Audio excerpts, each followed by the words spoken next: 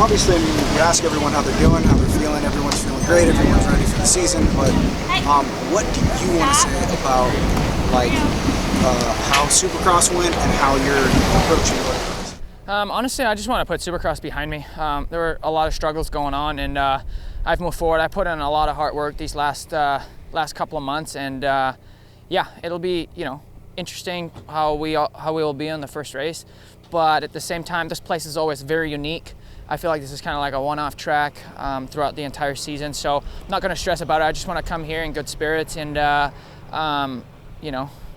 put in some good work. We don't have to win right away, but I would much rather enjoying the progress, to get back to where I belong, and just enjoy racing again. So what do you think of being out there with Kanji and Caroli, and I mean, even not that Sabachi was like gone that long, but I mean all these dudes are coming back. What's up? No, yeah, for sure. I mean, it's a strong class, so it'll be some tough racing as it is every year. It'll be interesting to have Tony in the mix as well, just because I haven't really raced him that much. We've been friends for a really long time, and obviously having Dunge back is super cool too. Really just excited to get going. Yeah, last question is, I mean, basically, it almost has an off-road, race vibe with, you got kids, Tony's got kids, everybody's bringing their kids to the track. I mean, is that something that you look forward to at the races, or are you just down to business? Yeah, absolutely. I mean, I feel like this year is probably the most dads that have ever been out there, so that's pretty cool. And it's cool, especially, I haven't really met Chase, meaning Tony's and Jill's son, and even Aaron Plessinger's kids, and everybody's hanging out, and it's good for our son to be around kids, and they learn from each other, so I'm taking that all in. Here with Christian Craig. It's our little outdoor preview day at Fox Raceway. So obviously your Supercross season was epic, and not only did you have some great wins, but great come from behinds. I mean, it was just great rides overall. How does that set you up for outdoors? It's a little different because you're on a 450, but how does that move you into outdoors? Well, I think I go back to last season and outdoors and how I finished it with a fifth overall and a fourth overall. So it's kind of like building off that and then using the Supercross season to even keep my momentum going more in confidence. I think my confidence is in the right spot. I believe in myself. I believe in the bike and the team, and that's huge. I think that's a big part of people when you race. It takes a lot of things to make your rider click, and that's part of it. So I feel good. It's obviously like a lot of people are like, is he going to have a Supercross hangover and all that? But we had a long break after the first 6 rounds, and I was able to get plenty of motos in, and I feel like I'm in a good spot.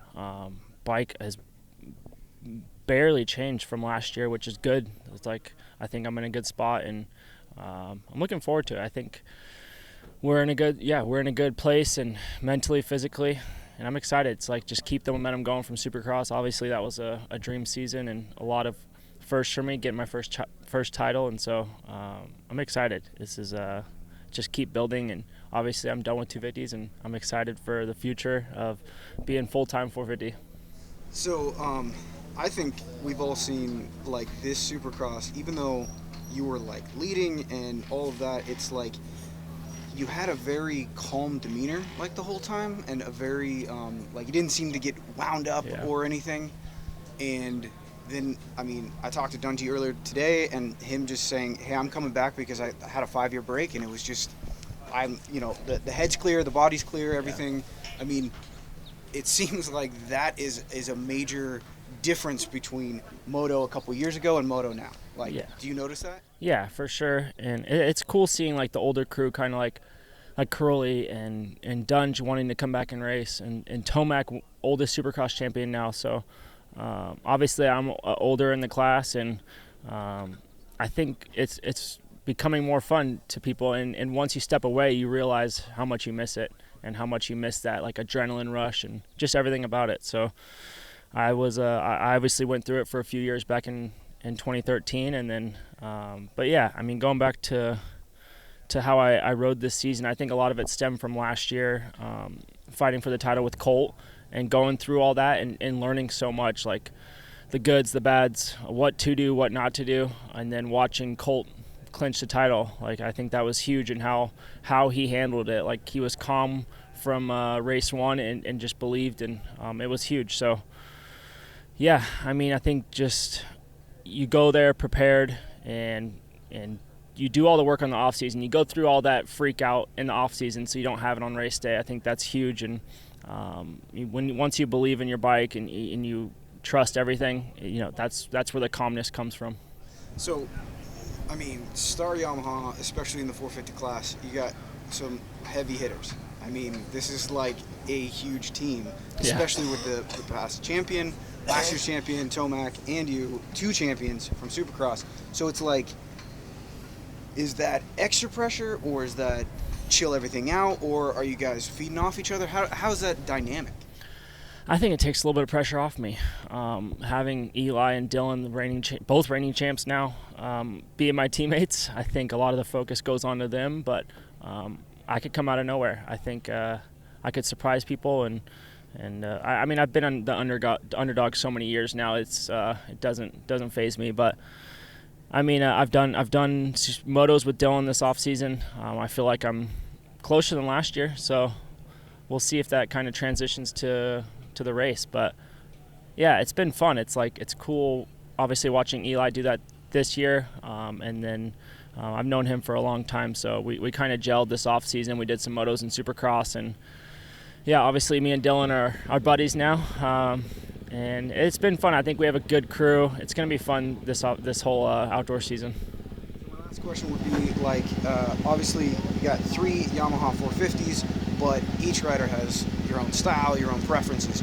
Can you learn anything from the other riders? I mean, as far as bike setup, or like just learning their kind of like how they do something, or are you really kind of just set in your own program and siloed kind of? Yeah, I mean, we all have different styles, and we all like different. Go look at our bikes, and we have 3 totally different setups. But I've heard that Eli liked my shock from last year, and I thought that was pretty cool. And then I'm on Dylan's shock from last year. So it's just little things like that we can feed off each other, and no one hides anything on the team. It's like, if Dylan finds something on the bike, he's going to tell me, or if Eli likes something, they're going to tell me. So it's just like kind of blending it all together and getting the perfect bike. But obviously, it's like Dylan came off of a dominating season last year, so there's nothing you really need to change on the bike. It's little fine-tuning here and there, and just trying different stuff if you think it's better. But man, it's obviously, I watched Dylan all last year do it, and watched his,